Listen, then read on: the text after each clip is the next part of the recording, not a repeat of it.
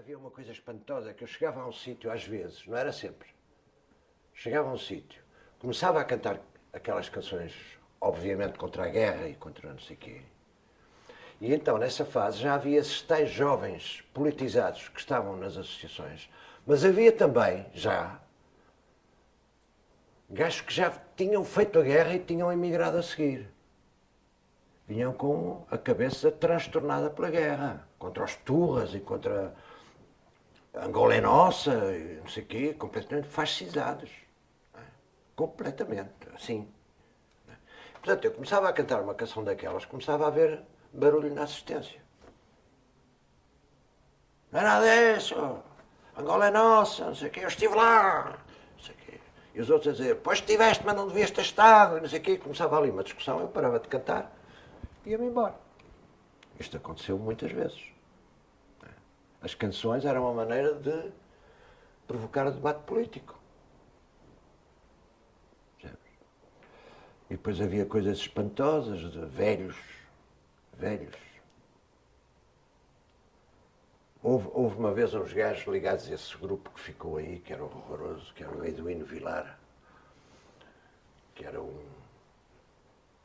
gajo que se apropriou do nome CNLP, que era dono de um jornal chamado Jornal do Imigrante, que tinha antenas, era aqui em Paris, mas tinha antenas aí pela Europa fora. E tínhamos discussões incríveis, pá, por causa de... A canção é pequena burguesa, a canção é não sei o quê, a canção não é revolucionária, a canção é não sei o quê, essa canção não sei o quê. Pá, eu... Na mesma linha, não quer dizer que fosse a mesma coisa, mas na mesma linha dos, dos, dos ataques ao Zeca Afonso na Mutualité, nessa linha assim, muito primária, muito radical, muito doentia, muito... Eu depois conto-vos uma história sobre isto, com o Eduino Vilar mesmo, já é no verão de 73. Mas então, esses gajos, pá, estavam sempre a dizer que, a criticar, quando me levavam para os sítios, eram eles que vinham buscar, não sei o quê. Dizer, mano, essas canções, pá, tens que ser mais objetivo, tens que ser mais não sei o quê.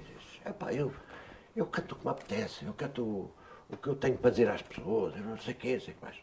E uma das canções que mais vezes era objeto dos ataques deles era a Queixa das Almas Jovens Censuradas, com um poema da Natália Correia. Foi das primeiras, das mais antigas que eu fiz, que depois publiquei. E um dia houve um velho, eu acho que foi em Vila Juif, eu acho que foi mesmo em Vila Juif, que eu cantei, não sei o quê, veio ter comigo no fim e disse, pá, gostei de ouvir. Assim muito operário, um velho, pronto, construção civil talvez. Gostei de ouvir. Pá, obrigado companheiro, obrigado, sim senhor e tal. Mas sabe que a que eu gostei mais é aquela que fala da vida da gente. E eu, muito admirado. Não falam todas da vida da gente? Sim, todas falam da vida da gente, mas há uma que é mesmo a que fala da vida da gente. Disse, mas para si, então qual é essa? É aquela do macaco. Que é a queixa. Que diz não sei o quê, para pentearmos um macaco. Não é? Aquela do macaco. Essa é que fala da vida da gente. Foi uma lição para mim, porque nós, por mais progressistas que fôssemos, por mais, digamos, ligados ao povo, não é? Nós tínhamos sempre uma tendência para dar um bocadinho de razão àqueles que diziam, pá, essas canções assim mais, poesia mais, que voam mais alto, isso se calhar não é bom para o povo. Se calhar eles não percebem, se calhar é demais para eles, se calhar. Tínhamos sempre um bocadinho essa cagança, não é? Esse sentido de superioridade. É mentira. E depois tornei a perceber isso com o Teatro da Comuna. E com as campanhas de dinamização. voltou a perceber o quê? Que não, essa diferença não existe, na verdade. Pois, o que eles não têm são os nossos clichés intelectuais e estéticos. Isso é que eles não têm. Têm outra visão.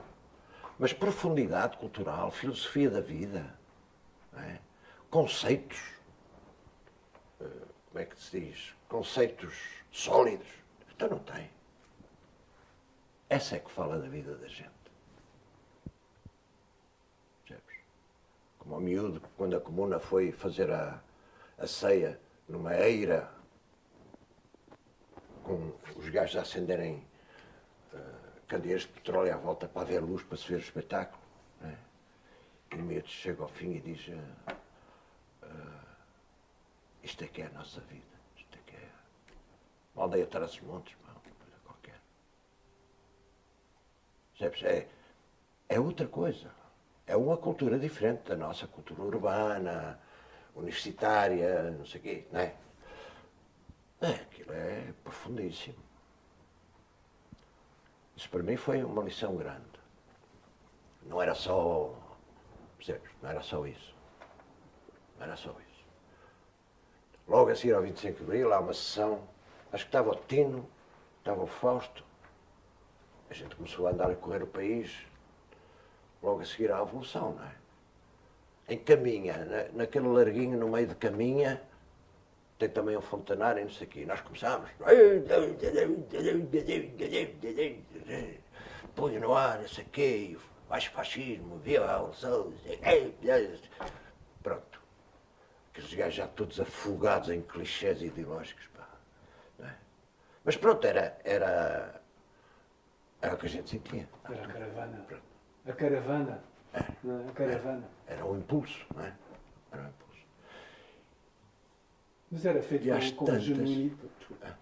Mas era feito com genuidade. Também. Mas completamente. Eu, em 2 anos e meio, fiz 1000 e tal espetáculos gratuitos por país fora. Atenção. Eu e o grupo a que eu pertencia, que era o GAC. Aquilo, a gente cantava à tarde em Oliveira do Hospital e à noite nas conserveiras em Portimão. As mulheres conserveiras estavam em greve. Lembra-se que não havia autoestradas. Atenção. Era uma loucura. Pá. Cantei no sítio de Nazaré, que é aquela parte lá em cima. Tem um funicular. Né?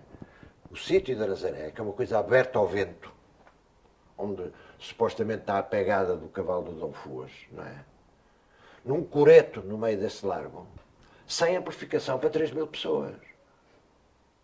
A gente tem o cabo das vozes, a gente tem o cabo de tudo, não é? E depois os nossos próprios camaradas, isso foi outra guerra que eu tive, diziam, pá, não há microfones, canta qualquer merda, pá, isto tudo serve. E eu aí entrava em conflito, não é? Tudo serve, não. Eu não vou fazer merda para dar ao povo. Nem penses. Já disse o McLuhan, uma é a mensagem. Portanto, o primeiro dinheiro que eu fui buscar à SPA na altura, porque nunca tinha recebido direitos de autor por estar exilado, e devia ter lá algum acumulado, e esse dinheiro foi para comprar uma carrinha, uma aparelhagem para o grupo. Não é? Bons microfones, boas colunas, porque uma é a mensagem. Atenção. E então, essa guerra também foi uma guerra incrível. Aliás, foi motivo também de alguns incidentes com o próprio Tino Flor, porque o Tino era assim, ele tirava com a viola sem estojo, atirava assim para dentro da mala do carro. Eu disse, ó Tino, isso é tua enxada, pá. Nenhum lavrador, nenhum operário faz isso à ferramenta, pá. Tu estás a tirar a ver. Se for essa é outra qualquer, pá. Eu dizia, tu achas que és operário? Não és, pá. Um operário nunca faria isto à sua ferramenta. Nunca. Tens que cuidar disto. Porque é isto que te permite depois cantar para as pessoas que são importantes para ti. Mas era uma ofegância, era uma pressa. Isto já depois da... Mas eu interrompi-o quando ia a contar a história do lago em Caminha. Nós estamos ali a cantar essas coisas.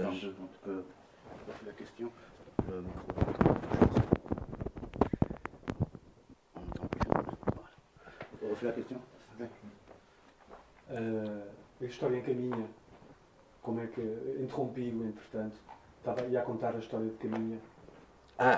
Era um exemplo. Era um exemplo.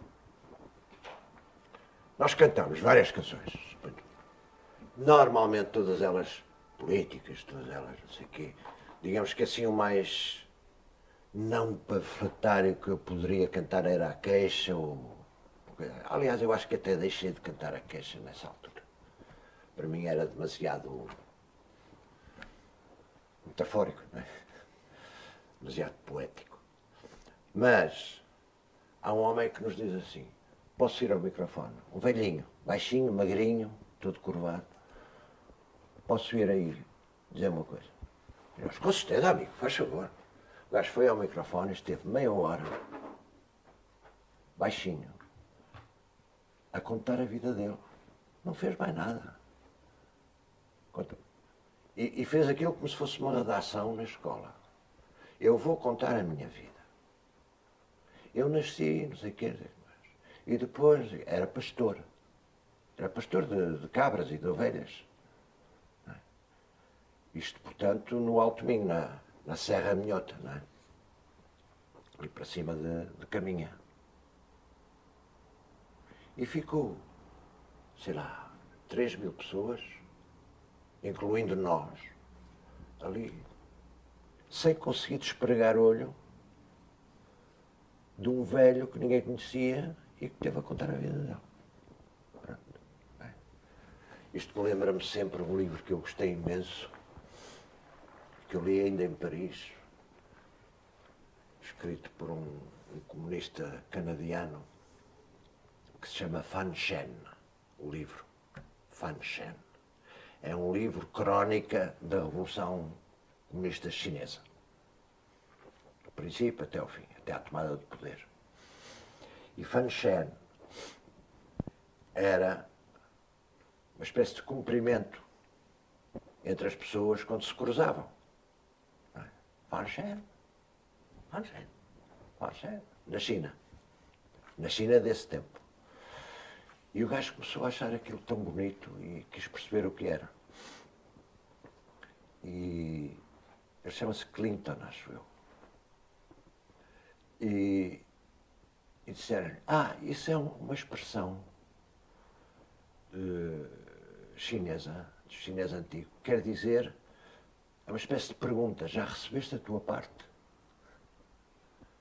Já recebeste a tua parte? Já recebeste? Ou seja, faz-se uma revolução, é para isso. Não é?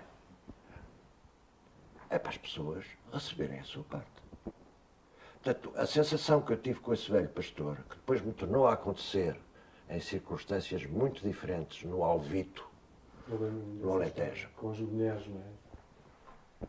É a sensação do povo a reagir à revolução com agora queremos a nossa parte. Agora é para mudar. Então, agora como a discussão no filme Torre Bela, por causa da enxada e do camarada político que explica ao camarada lavrador que aquela enxada é da cooperativa. É a mesma coisa, a mesma discussão. Diz ao Zé Mário, depois em 79 acho que escreve o FMI, um disco que depois só é publicado em 82, e aí a sensação é que parece que nem toda a gente recebe a sua parte da reunião. Esse é o esbarrar contra a realidade. Claro, o FMI é escrito, de facto, uma primeira abordagem é escrito como reação à nossa expulsão da comuna. Nossa, minha, da Manuela, do Jean-Pierre Taillade e de outros, éramos 6. Porque a crise da comuna e a expulsão da comuna em janeiro, 29 de janeiro de 79, é um fenómeno do refluxo. É um fenómeno do refluxo da revolução. Não é uma coisa pessoal, foi pessoalmente importante, porque era um grupo do caraças, porque fez espetáculos do caraças e deixou de haver, deixou de fazer. Embora ainda exista nominalmente, mas mas pronto, que era considerado um dos melhores grupos do mundo, das pessoas top do teatro. Era convidado de honra do Festival de Nancy. Os atores da Comuna entravam nos cafés em Paris ou em Nancy e eram aplaudidos. As pessoas estavam no café e começavam a bater palmas. Percebes? Portanto, e há tudo quanto eram os melhores festivais no mundo. Na Itália, na América Latina, nos Estados Unidos, em todo lado. Percebes? Na Polónia, na Checoslováquia. Portanto, e era assim ao nível do... Aliás, o João Mota foi discípulo aqui em Paris do Peter Brook e depois é que fundaram a Comuna, não é? Em 72.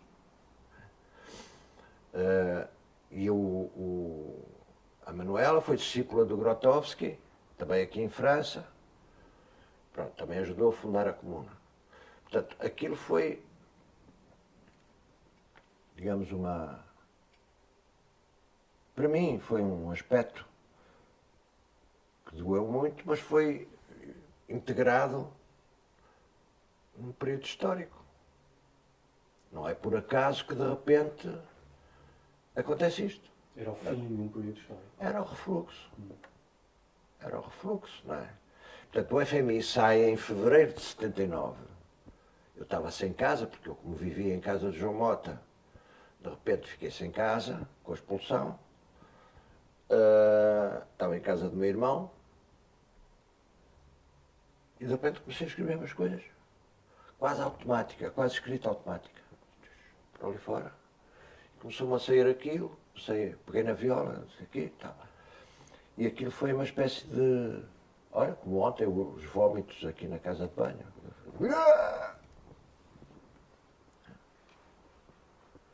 Portanto, não foi uma coisa feita para dizer mal de ninguém, foi uma coisa para... Aliás, como se percebe na segunda parte dessa obra, para me interrogar o que é que tu andas a fazer, o que é isto, o que é que tu queres, para onde é que tu vais, o que é que tu queres fazer. É? Para me pôr em causa a mim próprio.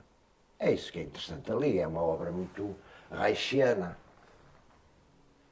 O que é que tu andas aqui a fazer? A autocrítica, a autointerrogação.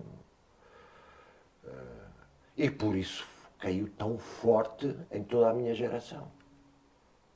E suponho, embora não possa ter a certeza, que é por isso que cai tão forte nas gerações posteriores. Eu estou sempre a encontrar malta cuja vida foi influenciada por aquilo. A pedirem-me autorização para fazer aquilo em público, num bar de Évora, numa faculdade de Braga, não sei o quê. Eu digo, epá, isso é vosso, pá, façam o que entenderem. Façam o que entenderem com isso. Isso foi a minha parte deste latifúndio, um de outro, não é? Foi a minha parte. E caiu, pá, e os camaradas mais cerebrais não gostaram muito daquilo. O Chico Martins Rodrigues não gostou nada que eu fizesse aquilo em público. Nada. Aliás, não há gravação nenhuma sua. O FMI? Sim. Há disco? Não. Audiovisual. Com imagem? Sim. Não acho que haja. Não se fazia na altura. Isso foi em 79, portanto foi posta a público em finais de 80, quando eu fiz o concerto Ser Solidário, no Teatro Aberto, em Lisboa. Pois integrou o disco também. Não? Coincidiu com o desastre da morte do Sá Carneiro. Coincidiu mais ou menos. E em nenhum momento se arrepende de ter voltado para Portugal? Não, eu sofri imenso aqui, pá. Eu cheguei a Paris, pá, eu era muito chegado ao país, eu estudava etnomusicologia. Todas as férias da Páscoa havia um grupo de malta do Porto, incluindo o Alexandre Alves Costa, que íamos para uma aldeia alentejana, onde todos eram comunistas. Houve alguns que chegaram a ser presos pela PIDE de Beja. Desconfiaram que nós fôssemos clandestinos que andavam ali. Nós éramos uns estranhos, de facto. Íamos nas férias da Páscoa para lá, para Perguarda, a aldeia onde hoje está sepultado o Giacometti. Michel Giacometti. E íamos para Pera Guarda, pá, ajudar a Monda, conversar com os gajos, pá, aprender.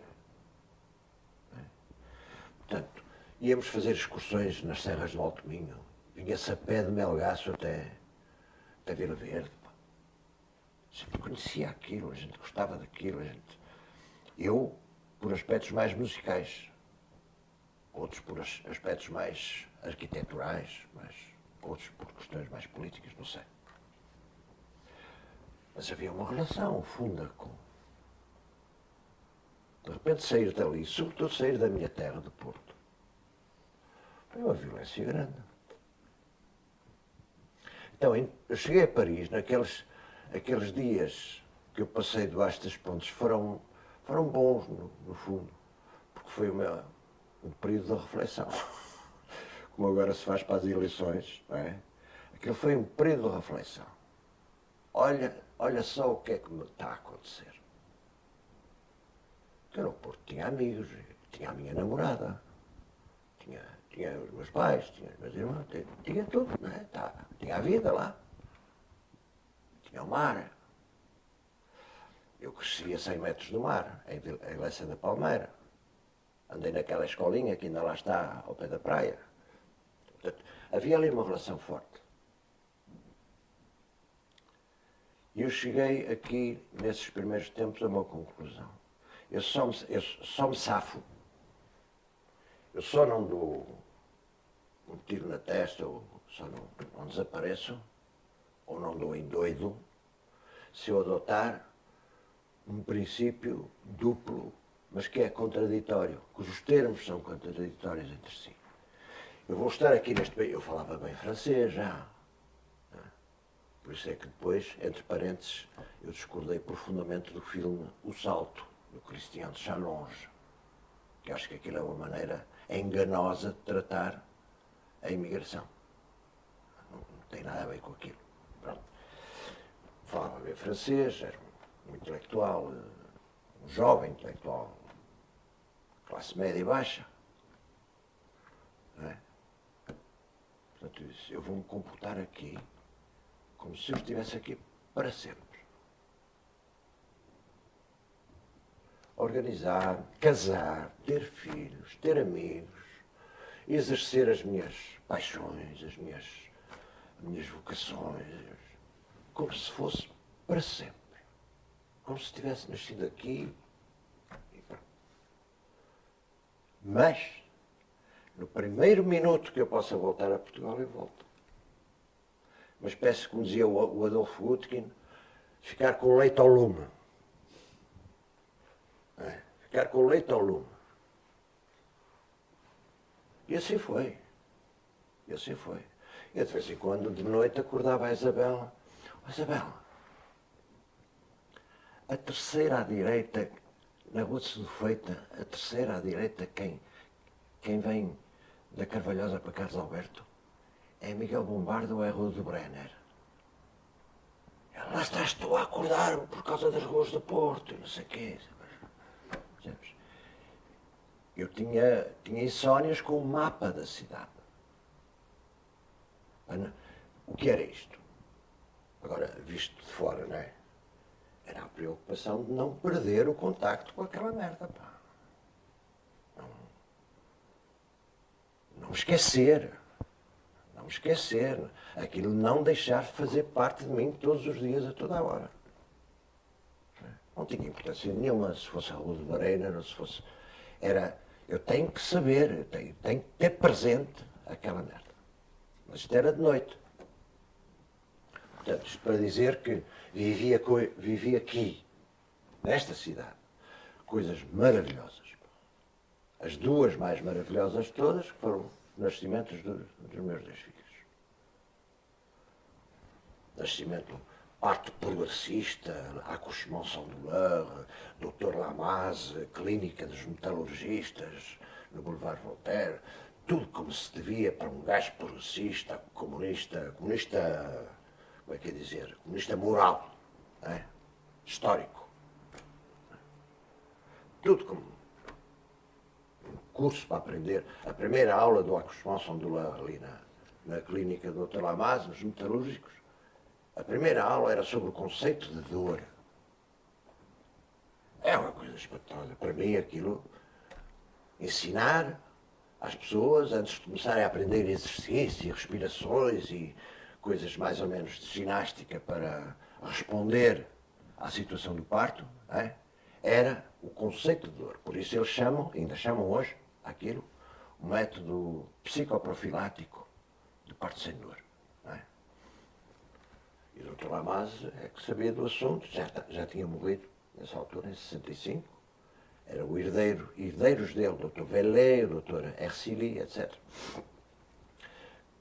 E, portanto, partos para a frente, 3 anos depois, o outro que foi, andou uma barriga deste tamanho nas barricadas de maio de 68, nasceu a 1 de julho de 68, o João.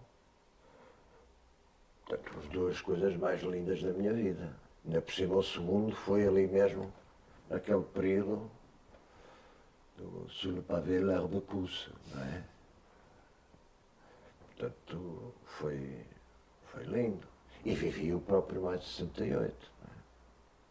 Portanto, eu não tenho razão nenhuma para ter problemas com esta terra, pelo contrário.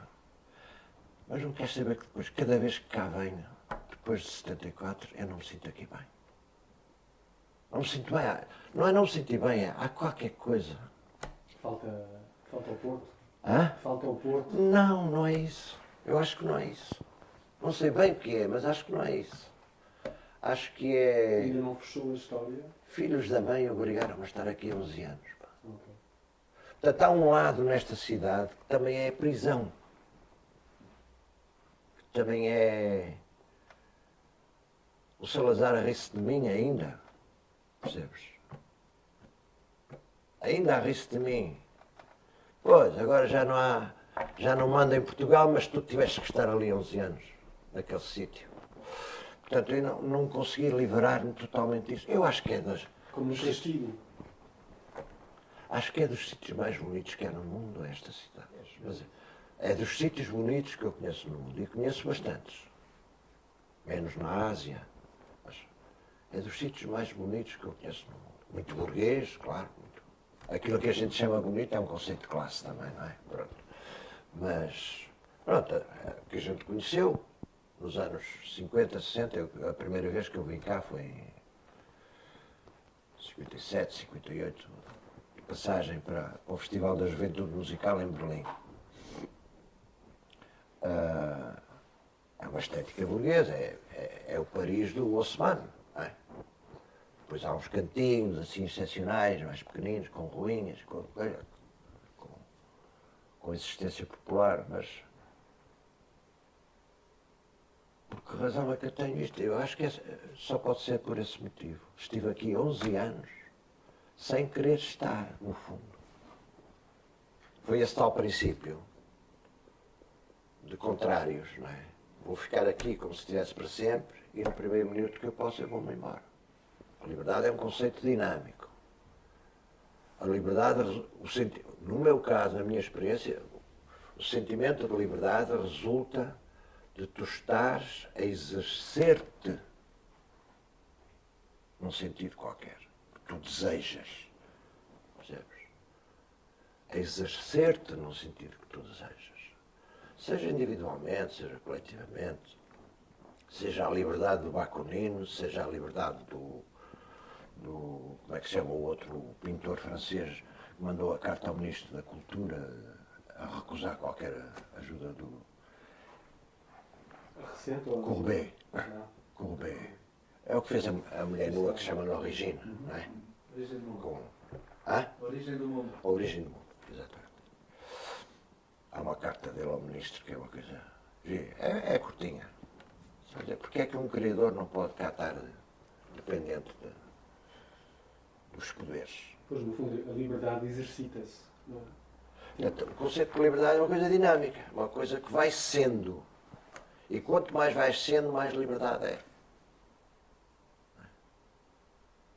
E mistura muitas coisas. Mistura realização pessoal, mistura verdade, no sentido moral da autenticidade,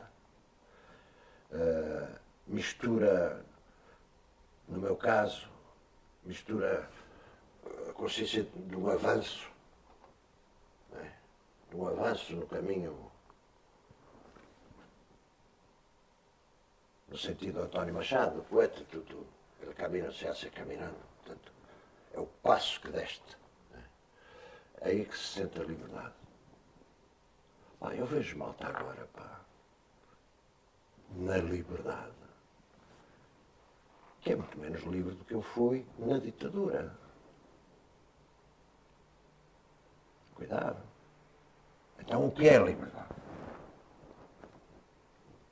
O que é isso? Eu vejo malta que aos 20 anos já são velhos. Já só pensam na carreira de gestão, já só pensam nos clichês do neoliberalismo, já só pensam. Vejo muita malta assim, mesmo na cultura. Se calhar, sobretudo na cultura. Eu já não tenho, mesmo entre pessoas de quem eu gosto muito, alguns dos meus músicos com quem eu toco há muito tempo, que são excelentes músicos, não tem causa isso, são grandes músicos. A gente já não comunica como comunicava nos anos 60, 70, que era apaixonado, que era. Epá, tenho aqui uma ideia, pá, não sei o quê e tal. Epá, queres alinhar nisto, não sei o quê, a gente tinha paixões, a gente não tinha projetos. Não havia projetos. A noção de projeto não existia. Existia era fazer. A paixão para fazer uma coisa. Que é diferente. Não era esquematizável. Era disciplinável. Mas não era esquematizável. E agora eu falo com essas pessoas que eu adoro. São altos músicos. E a conversa é... Tenho agora um projeto com... E eu tenho já uma pergunta preparada, porque acontece tantas vezes que eu pergunto, isso é coisa boa para a tua vida? Isso é importante para a tua vida? Se é só ganha-pão, pá, esquece, não me fales disso. Se é só para faturar, não me fales disso. Eu juro, pá, eu sou um privilegiado. Eu em Paris arranjei uma amante chamada música, não é? E decidi, talvez pela minha formação até mais poética do que política,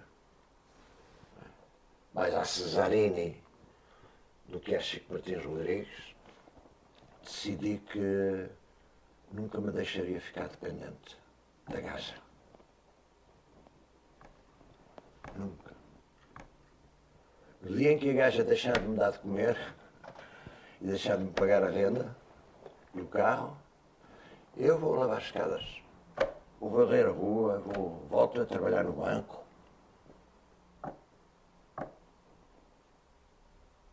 A gente só se encontra para ser bom. Olha, não é um casamento, é uma relação de amantes, que é fundamental para a tal liberdade. Quantos casais é que vão para a cama por obrigação? Porque é costume, porque são casados, porque há um carimbo num sítio qualquer. Percebes? São muito poucos os que vão para a cama porque querem ir para a cama. Às vezes uma vida inteira. Podem ser casos raros, não é? Mas às vezes é uma vida inteira. Vão para a cama porque querem. Vai ser bom. Pode ser melhor hoje do que ontem. Pode ser, não é? E a minha relação com a música é assim. Não me lembro de ter feito alguma coisa que eu chegasse ao fim e dissesse: epá, que chatice, pá. Eu fiz isto só para pagar a renda da casa e para... Enganei-me em coisas, claro. Fiz coisas que depois cheguei ao fim e não tive assim muita alegria, muito gosto. Não é? Mas não fui fazê-las por causa disso. Para ser bom. Agora tenho a vida segura, assente num rendimento mais ou menos regular, que é de direitos de autor, que é uma coisa até que filosoficamente eu sou contra.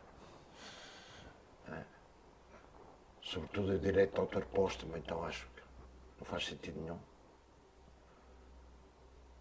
Talvez se faça uma fundação com a Manuela para pôr lá tudo o que é os valores da minha herança artística. Já falei com os meus filhos sobre isso. Porque acho que o direito de autor póstumo só se justifica quando a morte do artista deixa problemas familiares por resolver, ou tem filhos pequenos. Ou o caso da Zélia Afonso, a mulher do Zeca, que a vida dela era tomar conta do Zeca. Depois de repente o Zeca desaparece e o que é que ela faz? Portanto, tem que haver ali um período, de facto, em que ela... Mas não é agora ficar 70 anos dona da obra do Zeca. Que história é esta? O Ravel, pá, morreu aqui em Paris, pá, com problemas cerebrais terríveis, pá. Eu falo dele porque é um dos meus compositores preferidos. Houve uma senhora que tomou conta dele até morrer. O Ravel tinha uma doença horrível, cerebral. Há um americano que explica isso bem. O gajo tinha a cabeça cheia de música. Tinha sinfonias inteiras na cabeça. E não podia exprimir-se. Não podia escrevê-las, não podia cantar, não podia falar, não podia sequer... Não havia maneira de as tirar daqui para fora. O gajo deve ter sofrido como um cão. Não é?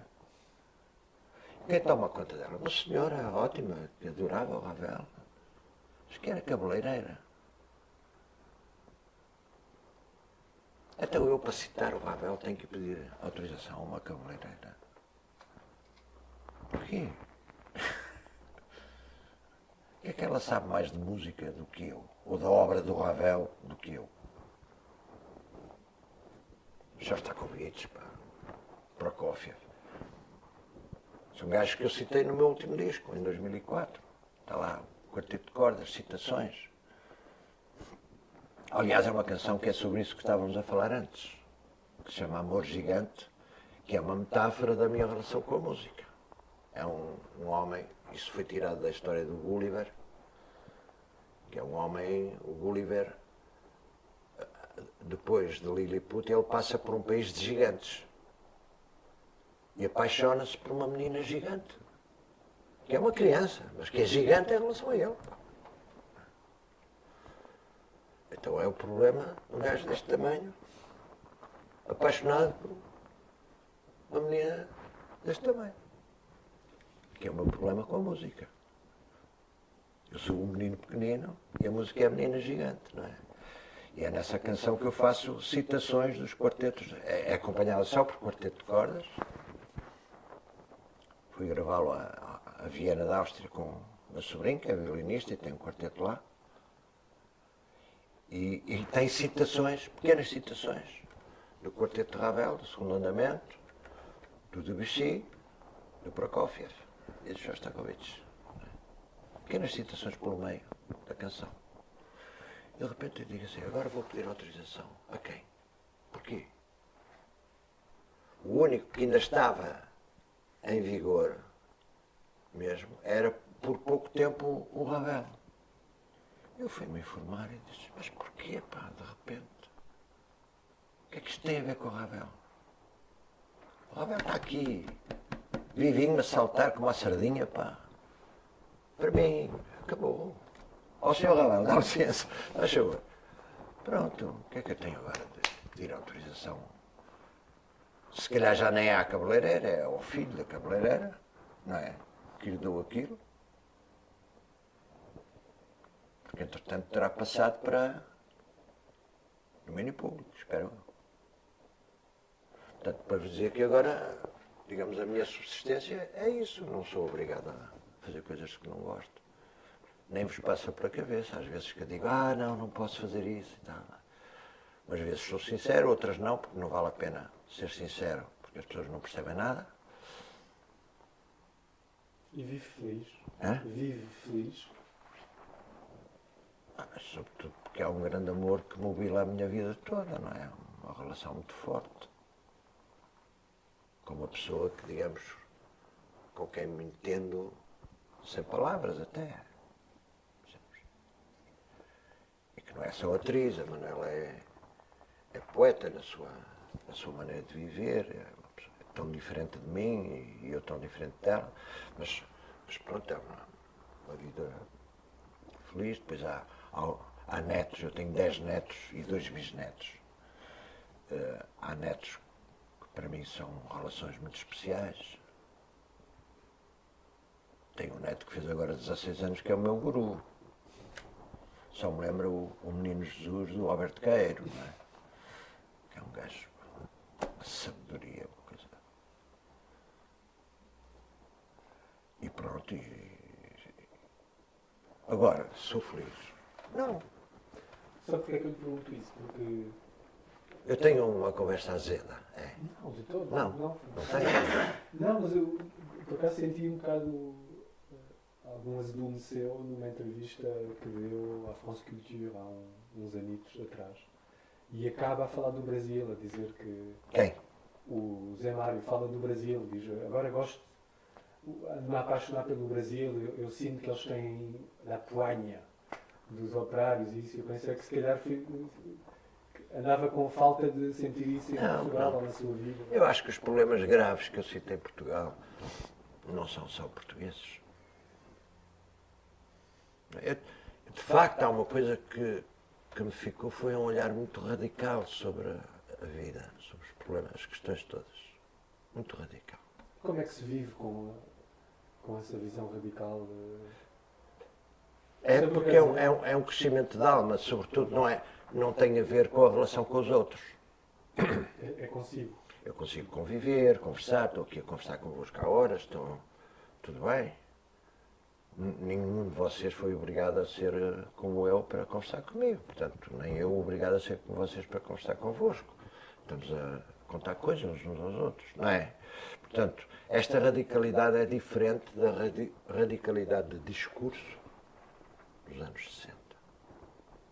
Eu sou muito mais perigoso agora, que é uma coisa de dentro. É como uma luz que se reflete em todos os aspectos da vida e das relações e não é só a gritaria, não é? Porque não há projeto para isto. Então a revolução desapareceu? Não. Ela está aqui a algures e é mais perigosa porque não se sabe bem onde é que está. Nem eu, nem ninguém. Sabemos bastante bem algumas coisas que não queremos, mas o que queremos é uma quadra que eu escrevi para um disco, uma canção que nunca foi publicada a sério, cujo título é Quantos é que nós somos? Ponto de interrogação. Que é uma pergunta que se fazia nos nossos grupos de teatro. Não é? Epá, quantos é que nós somos? Que é... Andamos a ver se vemos o caminho a percorrer entre o abril que fizemos e o que está por fazer. Portanto, esta ideia, andamos a ver se vemos, não é? Andamos a construir, a elaborar, não, andamos a ver se vemos o caminho.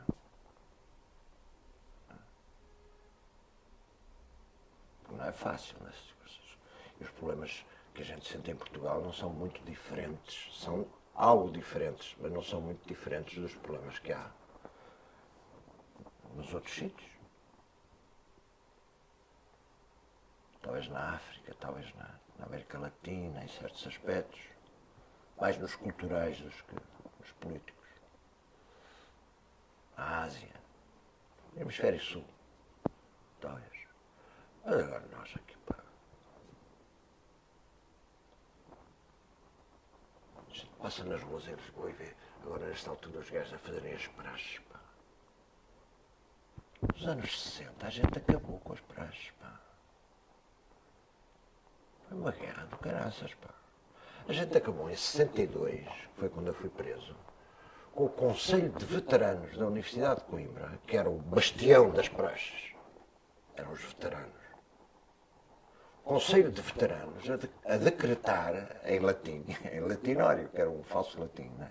A decretar o fim das praxes e a luta contra a ditadura. E depois começa a Superboc e a Sagres a promover as praxes. Pá, vocês não imaginam o que se faz nas praxes. É uma coisa de uma imbecilidade, de uma violência. Percebes? Outro dia vinha um Louçã mostrou na televisão. Obrigaram umas miúdas a simularem a masturbação, pá, à frente de toda a gente. São formas de integração. Utanas. Não são nada, pá. São formas de humilhação e de vingança dos que já foram praxados no ano anterior e que não sei o quê. Percebes? Aquilo, pá. Quando foi a geração Rasca, não sei se se lembram, que era uma geração muito anterior a esta, não é? Anos 80. Que foram mostrar o traseiro para a Assembleia da República. O Zeca Afonso inventou aí um... A gente estava a falar da juventude e não sei o quê. Ele disse, Zé Mário, isso não é juventude, isso é jumentude. Isso é jumentude. A juventude é outra coisa. Mas uma pessoa fica à rasca, pá, porque é que a malta faz isso? São boas pessoas, não é mesmo? Não são meio de bandidos que corrompem o pessoal. Falas com eles, são boas pessoas. Não estão ali para fazer mal porque gostam de fazer mal, não tem nada a ver com isso. É imbecilidade, é uma desculturação. É uma desculturação, é falta de valores, é falta de projetos, é falta de paixões. Lá está. Pois, eu acho que é isso. Hã? Eu acho que sim, eu acho que tem razão. Acho que é isso. Falta de paixão. Pá, eu fui preso por causa de uma associação de estudantes, pá. Tive 6 meses no Aljube e em Caxias, porque queria fazer uma associação de estudantes num liceu.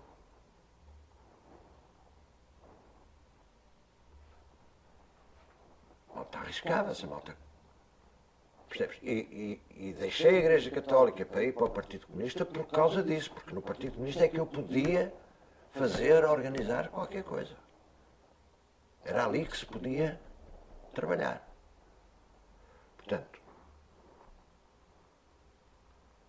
sei. Acho que isto está pior. Não temos.